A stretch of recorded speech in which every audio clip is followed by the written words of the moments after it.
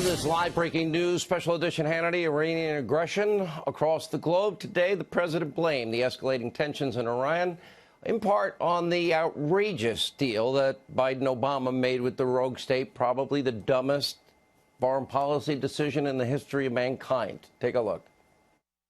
We're going to be speaking with the UK, and this only goes to show what I'm saying about Iran. Trouble, nothing but trouble. And remember this, the agreement, the ridiculous agreement made by President Obama expires in a very short period of time. It was a short-term agreement. That was a ridiculous agreement. And it goes to show you I was right about Iran. And let's see what happens. Also today, the president confirms Senator Rand Paul will be assisting in negotiations with Iran. I don't know if I agree with Rand Paul on this one. With reaction to this dangerous unfolding situation, President Trump's attorney, former New York City Mayor Rudy Giuliani, I want to say this delicately because I have sources that I know are sources you know well. And I know you have been told what I have been told. We know exactly which nuclear sites are the most dangerous, and we know the plans have been long drawn up to take them out. And I have been told, and I think you've been told, Mr. Mayor, and feel free to go as far as you want to go with this, that it is beyond doable, and it will happen if this continues.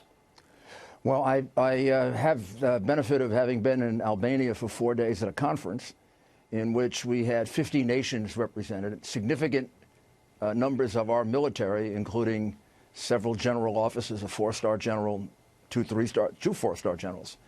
And I think the colonel was saying, could we effectively take them out 100%? And maybe we would need nuclear weapons for that.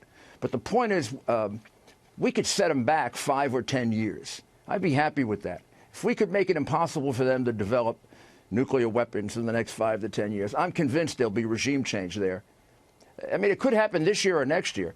The other thing that's underestimated, and I saw significant video evidence of this, and I have a couple of interviews I want to show you. The protests in Iran are very significant. By the way, that's very real. significant. I saw the video evidence of thousands of people in the street, and it's gone beyond just political protests. Taxi drivers, all the teachers in Iran went on strike, and they're carrying posters, down with the Ayatollah. That's in risk of their lives. Down with Rouhani.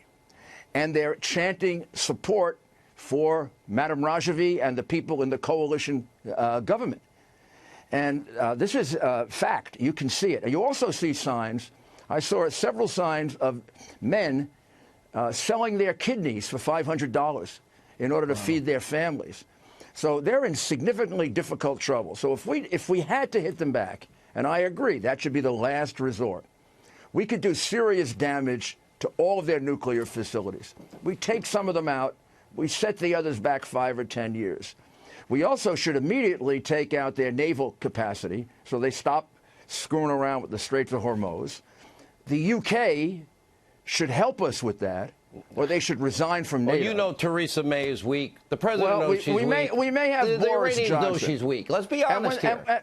And when the colonel said before we've got to get allies, well, good luck getting France.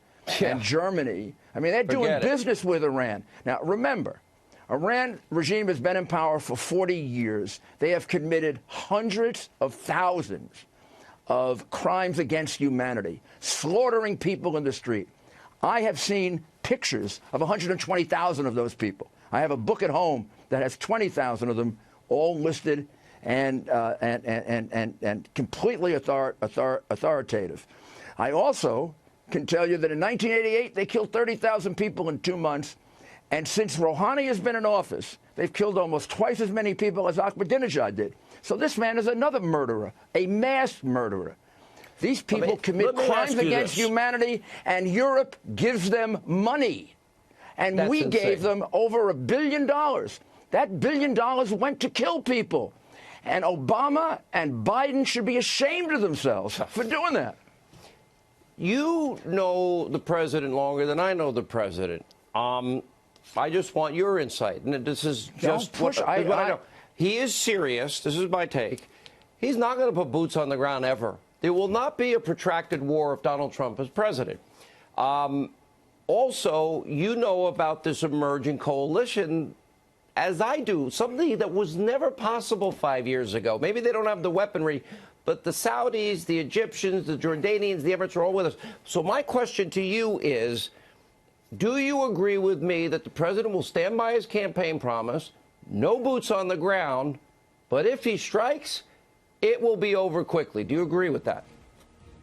I would not test him. I think that is absolutely right, and I think he's capable of doing that. And at this conference, there were representatives of the Saudi Arabian government, and they have joined a coalition. There is an alternative. The MEK is an alternative. The NCRI, group of 50 organizations, is an alternative to the government, and they're willing to go in there and do the tough work. All they need is our support. And if they test him, they're going to be very, very. They're going to regret it. He can take them out in significant ways and also set their economy back 10 years, and they can't stand that right now.